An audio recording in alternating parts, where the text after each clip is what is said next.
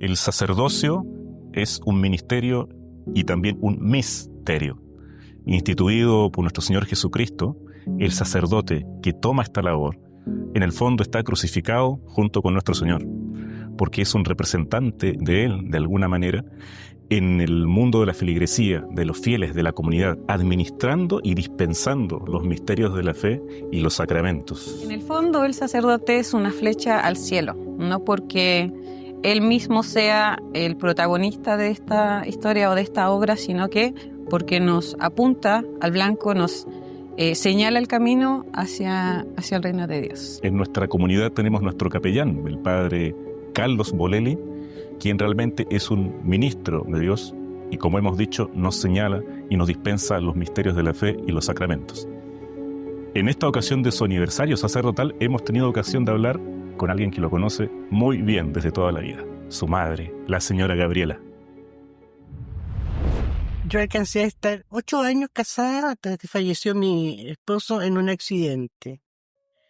La primera vez que te propuse conversar sobre esto me dijiste, la vocación de Carlos viene de Carlos papá. Vio cómo funcionábamos como maridos, porque íbamos a misa juntos, entonces él siguió esa tónica. Carlos papá era bastante religioso, andaba siempre con la Biblia dentro de la cartuchera del auto, y cuando viajábamos a Santiago de repente me decía, sácalo, ábrelo en cualquier parte y léeme un poquito.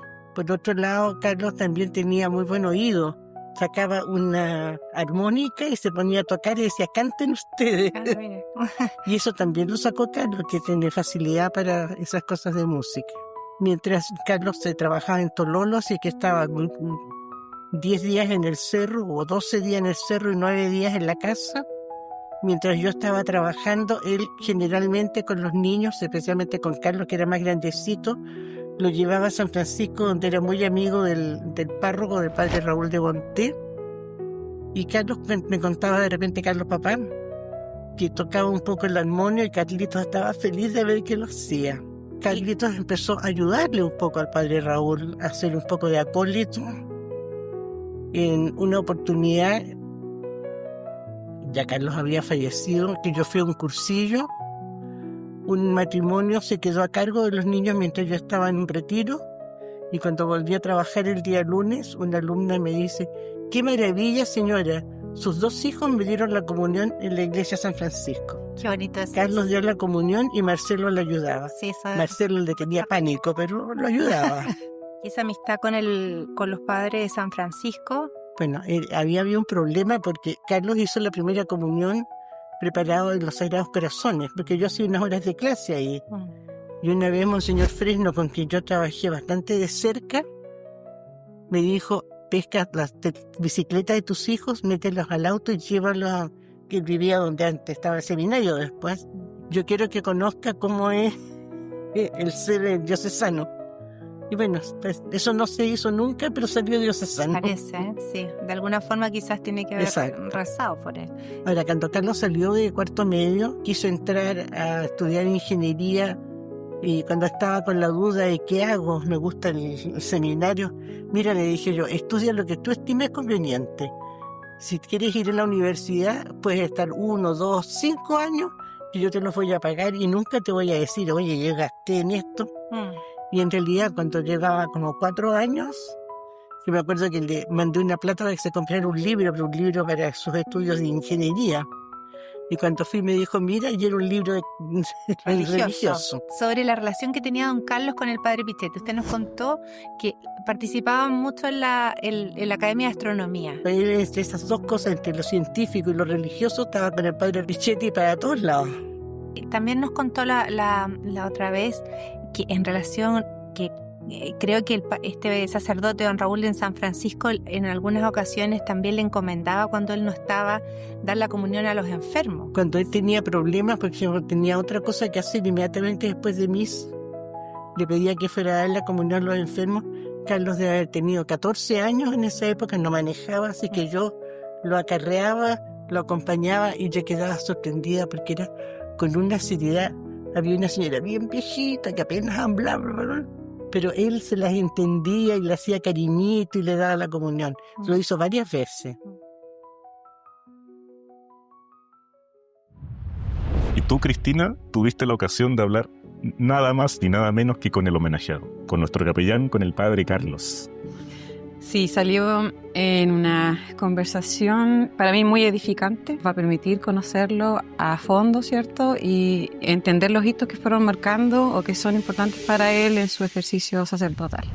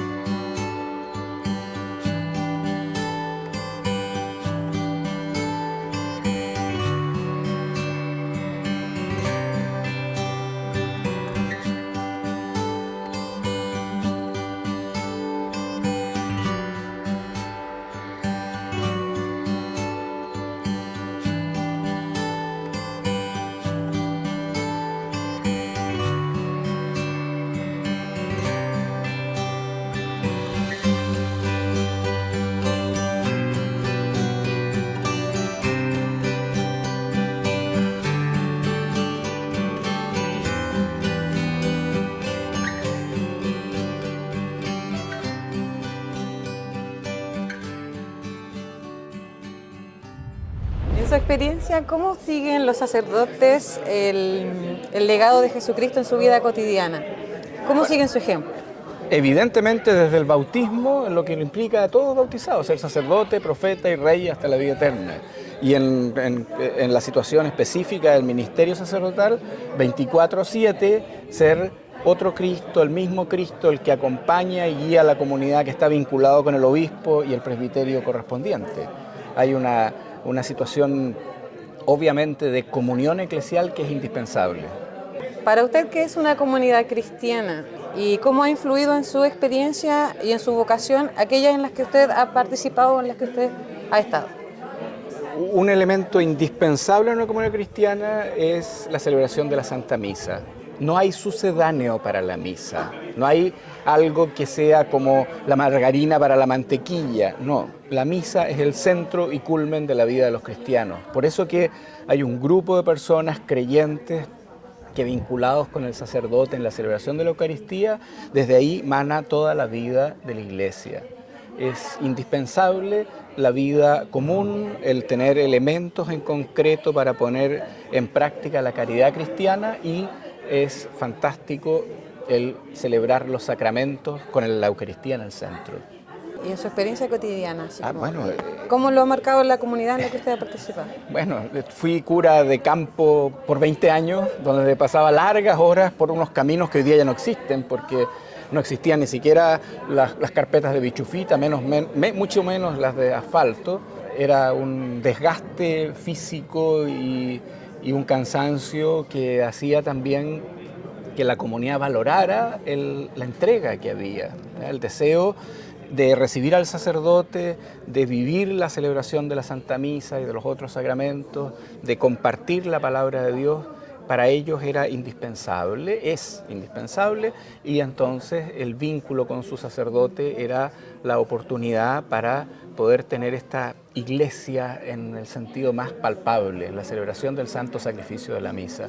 Personalmente ha sido una experiencia magnífica, ver el esfuerzo de las personas, por ejemplo, en una localidad donde habían 2 o 3 señoras que se juntaban en la capilla y tomaban una radio a pilas porque no tenían energía eléctrica y ponían la radio Norte Verde, que el día domingo en la mañana transmitían la celebración de la misa. Se vinculaban con la iglesia semanalmente cada domingo con la transmisión de la radio, y por otro lado entonces la vez al mes que yo llegaba para celebrarla presencialmente. Era un evento, me imagino, muy esperado por la comunidad. Lo más importante, en algunos pueblos, por ejemplo, el profesor paraba las clases y llegaba al colegio completo a la celebración de la misa.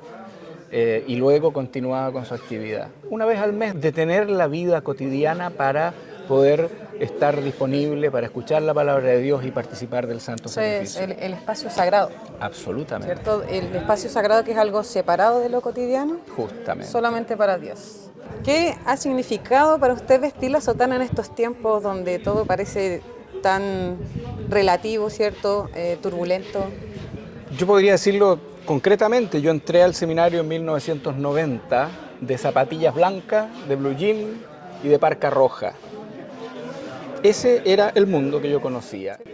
Y la gente más sencilla, cuando estaba como seminarista, me iba mostrando que era tan importante para ellos que yo me estaba preparando para el sacerdote, que además tenía que expresarlo explícitamente en mi forma de vestir. La documentación de la Iglesia es explícita. El sacerdote debe vestir siempre objetivamente distinto que en la vestimenta civil.